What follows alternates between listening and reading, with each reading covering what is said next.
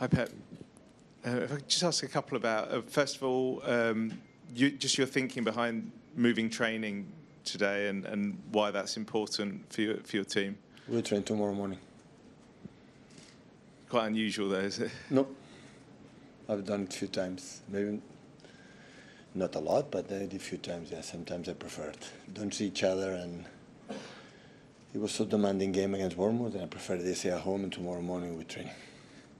And then with you have a lot of data here on your players and opposition. When you have an extra 2 days rest like Dortmund, what does the data show that we're used to? But does it show that's quite a big advantage? It's what it is.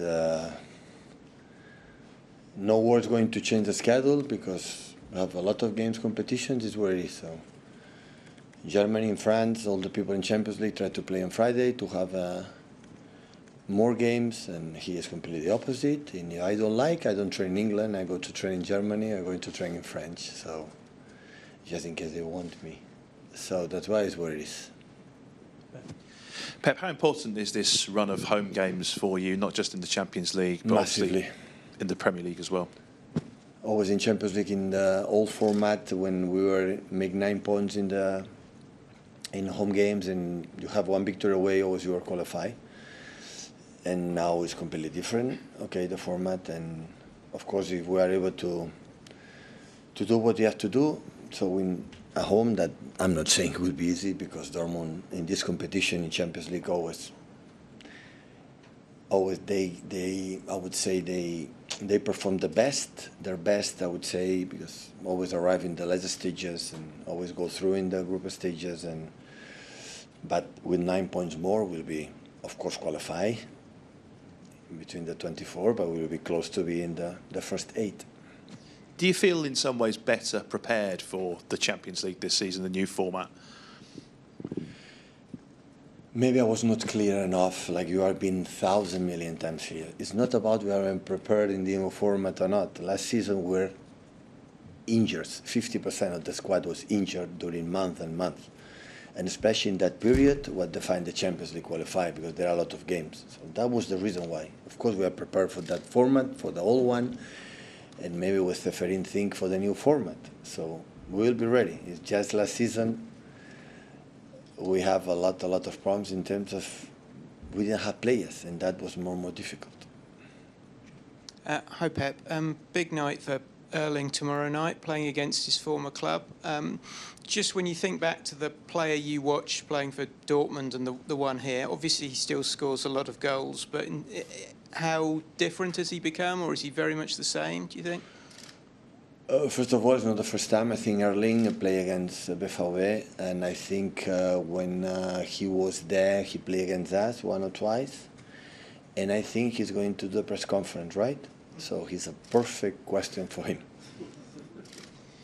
But when you think back to when you signed him, you didn't really have a sort of a number 9 at the time. You were winning the league with a false 9. I mean, was it always an incredibly easy decision to sign? I play with false 9 with Messi. I play with 9s with Lewandowski.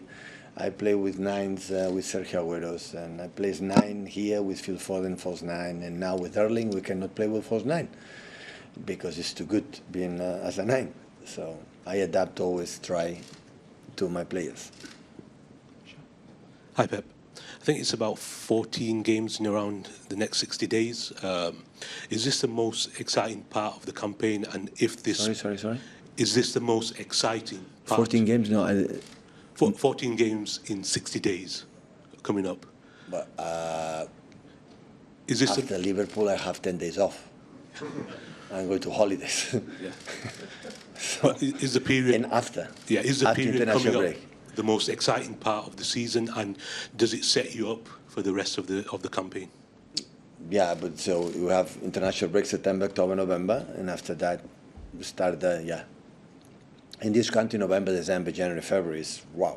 I don't know if excited is the right word, but it's demanding, that's for sure. So, but yeah, 1 decade I'm here, so I live many times this situation. how do you juggle then the team setup and training and everything that goes with it around this? Yeah, that's good. Handle the intensity, I would say, to the modern football. When when you play one game a week, it's completely different when we play 3 days. I said many times. So the teams are really, really good most of the time, but play one a week is completely different when we play 3. That the most important thing is how you handle not just the minutes and how many minutes on the pitch, how many minutes in the meeting rooms, how here the physicality. That is, from my experience, the teams you play every 3-4 days is the energy, the moment of the game. But at the same time, you have to train a little bit to understand what you have to do, the images you have to do. Otherwise, it's not possible. And yeah, it's adapt. The teams when you play 3 competitions or 4 competitions every 3 days during 11 months, the only solution is how quick you adapt, adjust, and how you go forward with the situation. Hi, Pep. When we spoke to you in the summer, you said for the first time in your career, you decided the captains that you wanted this season. Obviously, Erling is one of those. Everyone knows what he's like on the pitch, but what did you see in his character, his personality off the pitch to think that he deserved to be in that group? It's difficult to find a real world-class player or start to be incredible, humble, and thinking what is the best for the team. I know he want to score goals. The impact he knows, because the way scoring goals helping the team. But I had the feeling that I always have an eye what is the best for the team. And when that's happened, it's difficult to find. When goal-scoring players have this kind of ability, or the talent, or I would say generosity or kindness, or whatever you want to say. And Erling is like that. It was a surprise, honestly. When normally striker just thinking goal. Of course, he has to score goals. It's the best way to help us. That is obviously clear. But that's why I decided for that, because that guy signed a contract for 10 years. So as much is involved in many things, will be better for him and for the club. Pep, do you think Erling is helping the team more out this season? I'm thinking back to, the derby where he was sort of defending corners and putting more effort in that way. Do you think that's improved that level of that part of his game as well? Yeah, his presence in the set pieces today is so tall. He's aggressive that, and of course we cannot demand. We have to support defensively. I try to organize the team to allow them to run as less as possible, and the efforts, because it's so big, he cannot play every 3 days, 90 minutes and make the big action to 30-40 meters. So I don't want that. That's why always another thing. I think the teams who play every 3 days to 11 months, as much you control the ball through the passes, not in the beginning of the season, during 11 months, and you can handle the game in the way you want to do, you survive. Less injuries and everything. So that's why we try, but at the same time, when it's not possible, he has to help us, and he's helping us. Hi, Pep. There'll be some names, excuse me, in the Dortmund team that City fans will recognise. You had Jan Couto here. Did you think about keeping him and playing him, or? Sorry? Yeah, Jan Couto. Jan Couto. Yeah. No, you pronounce really good. Yeah, I'm happy that he's there. He came here so young, making incredible impact with Girona, in the best season in his history. And after, Dortmund always approach for the young talents, invest with them, and after to make impact there, and after sell them. So, and Jan is one of them. I'm happy that he's doing really well. And obviously, English fans will be interested to see how Joe Bellingham does over there. Is he a player you were aware of at Sunderland? I don't know.